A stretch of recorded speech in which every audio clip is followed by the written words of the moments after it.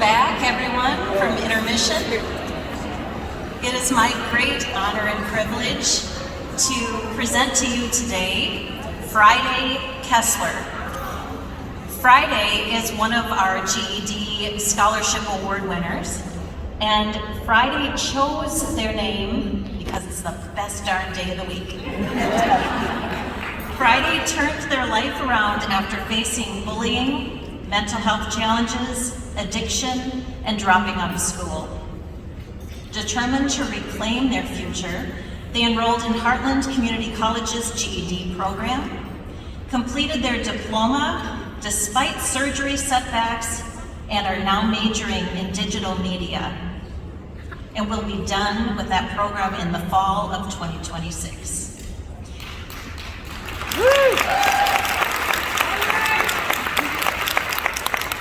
A second chance through CareerLink funding and an internship at the public library boosted their confidence and stability. Friday served as secretary of Heartland's Pride Group, planning inclusive campus events and working with Prairie Pride and Bradley University on a mobile health clinic for LGBTQ+ students. Their leadership, creativity, and advocacy reflect a powerful transformation and deep commitment to building welcoming, equitable communities. Please help me in celebrating Friday Kessler.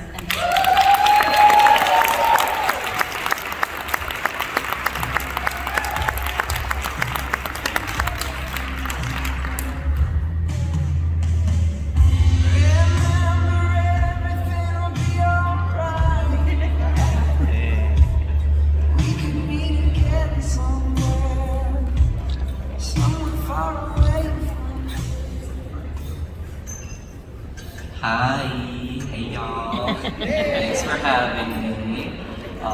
My name is Friday, and I'm really scared. No, not actually. I've never spoken in front of this many people before, especially in such an official capacity in such a fancy hotel. If this were 6 years ago, I probably would have cried, hid somewhere, and refused to come on stage. Honestly, like, if I knew I had to prepare a speech, I would have said no to being nominated. But that was exactly how I felt at school. I grew up with a lot of mental health issues, a mood disorder, gender dysphoria, then undiagnosed autism. And as you can imagine, that's why I dropped out 2 different times. I had constant panic attacks and dissociative episodes. I faced harassment and stalking from my peers, all the while my own brain was bullying me too. I endured emotional and sexual trauma and never told anyone about it, instead coping with it by stealing, harming myself, abusing drugs, and, of course, refusing to go to school. Sometimes it felt like I spent more time in the guidance counselors and nurses' offices, crying my eyes out or nodding off on pills than I did actually learning anything. Anxiety became the driving force behind all of my decisions. Even at the beautiful bougie rehab I went to, I tried to escape the facility out of paranoia and never finished the program. My first job ever, I quit after 3 months because the stress proved to be too much. My late grandparents left me a college fund that became available to me on my 21st birthday. Want to know what I said when I got it? Well, it's not like I'm gonna go to college. I was so afraid of the possibility of failure that I basically written myself off as one before I even started. So I resigned myself to never doing anything with my life, using that college money to make things easier on my ex's parents who sacrificed their own bedroom to house us. But eventually, that all ended. I lost my partner in an explosive breakup, and I had to leave behind sunny California and come back to a cold, depressing Illinois winter. I crashed out. I couldn't see a future for myself anymore and considered cutting my life short. After a self-harm relapse that broke my 5-year streak, leaving me more broken and humiliated than before, I realized something. I can't sit here anymore waiting for my life to start. I'm lucky enough to have parents who support me unconditionally, friends who see me for who I am and want me to succeed, girlfriends who love and take care of me and rely on me for the same. I have all these people in my life who wouldn't want me to be doing exactly what I'm doing right now. So what am I doing, hurting myself when there could be so much waiting for me on the outside? And so, that summer, I went down to Heartland Community College to take a placement test for a GED course, just so I could maybe add one employable thing to my barren resume, but I never would have imagined the doors that opened for me. The next day, I got a call from Diane Powers, my adult ed instructor who graciously nominated me for this award, love you girly, telling me I scored high enough to be placed in their Complete and Connect course. I remember thinking to myself, oh yeah, I forgot I was smart. For the first time in ages, I looked forward to going to school, because in that classroom, I never felt like the odd one out. Everyone had their own struggles that kept them from getting their diploma. There was no room for judgment. Diane, too, showed us unwavering support, never giving up on us no matter how many tests we had to retake. I especially appreciated her kindness when I faced another obstacle in the middle of the semester. I went to the eye doctor about this looming shadow in my peripheral vision. Come to find out, my retina was detached and I had to have surgery the following week. Because of course, why would this be easy for me? But I'm glad it happened when it did, because it was another reminder that I could do hard things while going through mental and physical turmoil. I just put on my cute little eye patch I got on Amazon, I stayed on that grind, and I finished my GED with one working eye.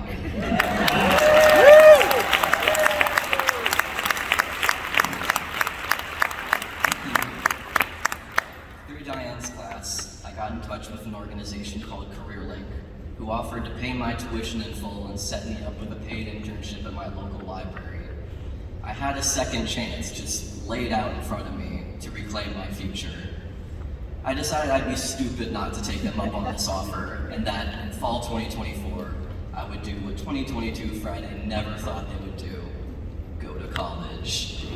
Not only that, but I dove straight into student leadership, fulfilling my middle school dream of running a queer student organization as Heartland Pride's secretary and graphic designer. I even helped organize our college's first ever Lavender graduation celebration, and in 2 years, I get to participate in it too. But now, I'm halfway through my degree, and I'm still terrified. The prospect of growing up, finishing school, and getting a full-time job to take care of myself is, in a lot of ways, scarier than all the other stuff I've been through.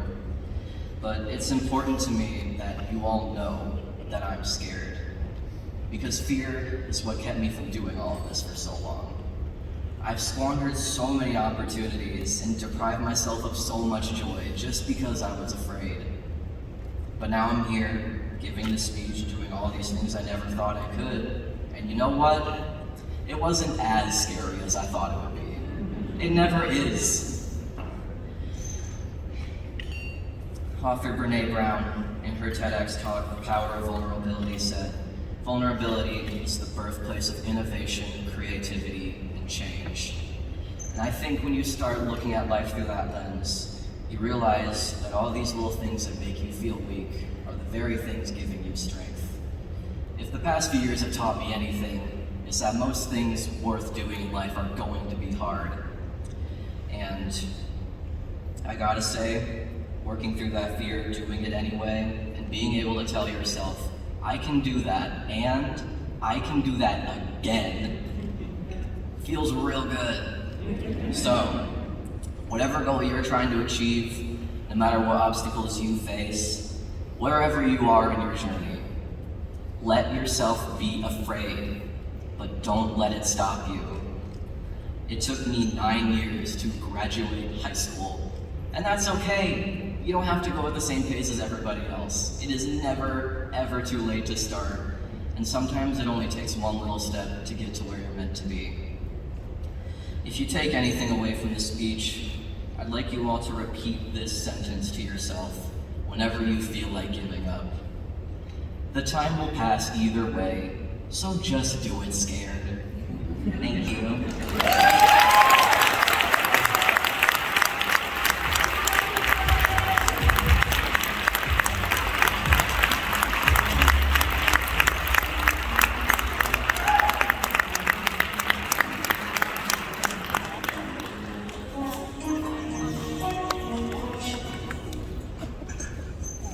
Good afternoon, everyone.